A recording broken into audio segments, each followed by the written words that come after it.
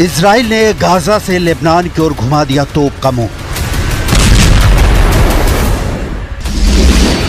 34 साल में इजराइल ने लेबनान पर सबसे बड़ा हमला किया है। करीब 500 लोगों की मौत से पूरे लेबनान में मातमी सन्नाटा छा गया है।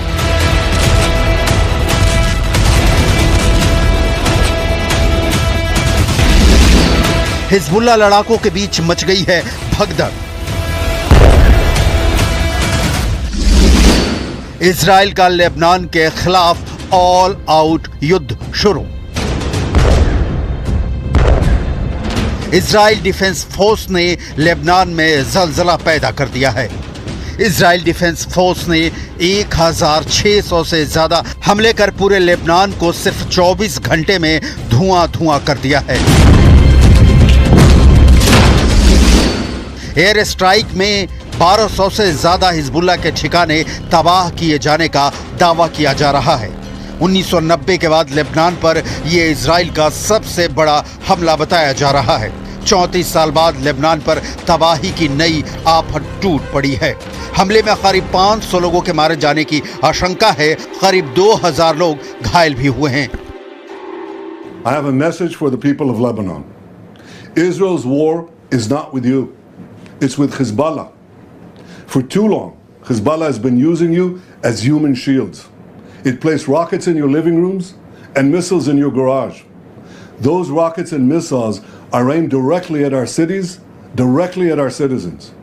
To defend our people against Hezbollah strikes, we must take out those weapons. Now, starting this morning, the IDF has warned you to get out of harm's way. I urge you, take this warning seriously. Netanyahu का ये warning message इस बात की ओर साफ इशारा कर रहा था कि अब लेबनान के आसमान में कयामत बरपने वाली है। और आखिर इस बयान के चंद घंटों बाद दक्षिणी लेबनान और बेका वैली में खतरों के अलार्म बज उठे। कुछ घंटों में ही इजराइल ने एयरबेस पर अटैक का बदला ले लिया और बदला भी ऐसा लिया कि पूरा लेबनान दहल गया। इतना विध्वंसक हमला इजराइल ने लेबनान पर पहले कभी नहीं किया। इस बार इजराइल ने न सिर्फ रिहायशी इलाकों पर बम गिराए बल्कि हिजबुल्लाह के अंडरग्राउंड ठिकानों को भी नष्ट कर दिया। तबाही का दायरा इतना बड़ा है कि पूरे दक्षिणी लेबनान में चीख पुकार मच गई है। हिजबुल्लाह लड़ाक के अंडरग्राउंड ठिकानों को छोड़कर भाग गए, जबकि इससे कुछ घंटे पहले हिजबुल्लाह इजराइल को दहलाने की तैयारी में था। लेकिन मोसाद के इनपुट पर आईडीएफ ने हिजबुल्लाह का हमला भी नाकाम कर दिया और उसके रॉकेट और मिसाइल लॉन्चिंग साइट को भी बर्बाद कर दिया।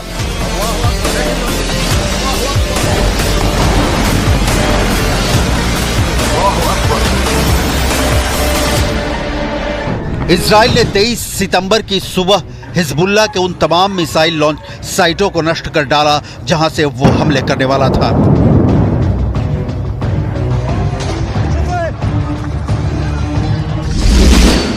इसके अलावा इजराइल का प्लान है कि दक्षिणी लेबनान में हिजबुल्लाह को कमजोर करके वहां एक डिफेंस लाइन तैयार की जाए। साथ ही लोगों को एक अलग इलाके में बसाया जाए जिससे वहां हिजबुल्लाह का कंट्रोल पूरी तरह खत्म किया जा सके और उत्तरी बॉर्डर पर यहूदी कॉलोनी को फिर से बसाया जा सके। इसीलिए लेबनान के नागरिकों को हमले से पहले ही हिजबुल्लाह के ठिकानों से दूर चले जाने की अपील की गई थी। गाजा के बाद इजराइल के इस नए वॉर जोन पर दुनिया की नजरें टिकी हैं।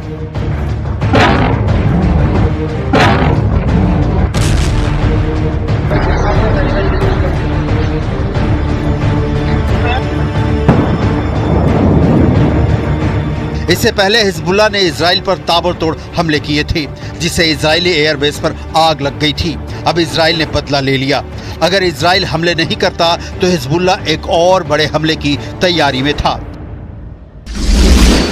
मोसाद का इनपुट था कि हिजबुल्लाह 3DR मिसाइल से हमले करने वाला था।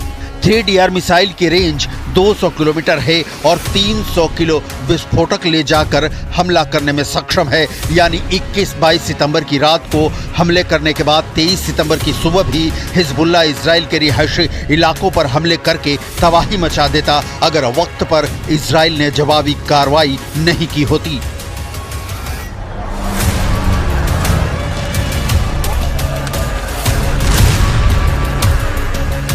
इजराइल के ताज़ा हमले के बाद हिजबुल्लाह ने पलटवार किया है। लेबनान के साथ हिजबुल्लाह ने इराक की तरफ से भी इजराइल पर कई रॉकेट दागे हैं। हिजबुल्लाह ने इजराइल पर करीब 300 रॉकेट दागे हैं। जब हिजबुल्लाह ने अटैक किया तो उत्तरी इजराइल के हाइफा, अफूला, नाजरेत और अन्य शहरों में रॉकेट सायरन बजने लगे। हिजबुल्लाह ने रात भर रॉकेटों की बौछार की, जिसकी वजह से इजराइल को बड़ा नुकसान पहुंचने का दावा किया जा रहा है।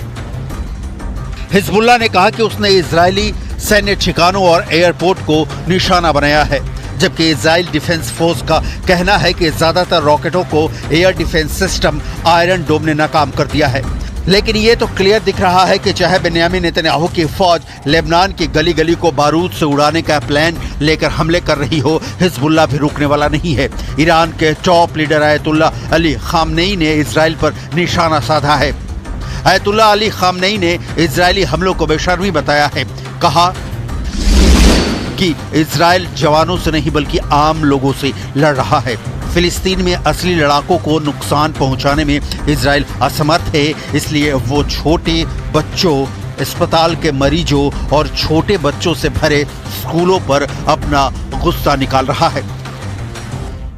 Have we not learned anything from what has been happening in Gaza over the past year? We are extremely concerned about this spillover. This is not normal. This is extremely abnormal when you have people losing their eyes and when you have hospitals not able to cope with the amount of amputations that they need to carry out. Israel के Lebanon पर हमले के बाद कई देशों ने दोनों पक्षों से संयम बरतने की अपील की है। करीब साल भर से युद्ध मैदान में इजराइल अब फुल फ्लेज्ड वॉर के मूड में दिख रहा है। 3 जिसकी चर्चा बार बार होती है कि हमास, हिजबुल्लाह और यमन के हूथी विद्रोही इजराइल के टारगेट पर हैं और इजराइल ने हमास के बाद हिजबुल्लाह पर हमले शुरू कर ये क्लियर भी कर दिया है। लेबनान की धरती से हिजबुल्लाह के खात्मे के लिए इजराइल की सेना ने ऑपरेशन नॉर्दर्न एरोज चला रखा है।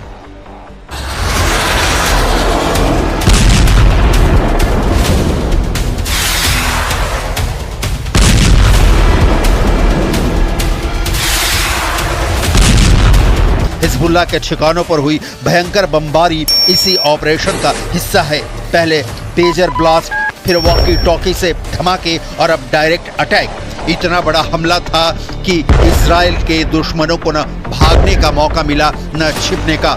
लेबनान के दक्षिणी इलाके से भाग रहे नागरिकों और शरणार्थियों के बीच हिंसक झड़प और गोलीबारी शुरू हो गई है। इजराइल डिफेंस फोर्स के प्रवक्ता एडमिरल डेनियल हैगारी के मुताबिक इन हमलों में हिजबुल्लाह के 1300 ठिकानों को टारगेट किया गया है। बताया जा रहा है कि इन हमलों में long range cruise missile, heavy weight rocket, short range rocket और ड्रोन का इस्तेमाल किया गया है। 中方高度关注当前利益紧张局势，对有关军事行动造成大量人员伤亡深感震惊。中方反对侵犯黎巴嫩主权和安全的行为，反对和谴责一切伤及无辜平民的行动。我们呼吁有关方采取措施。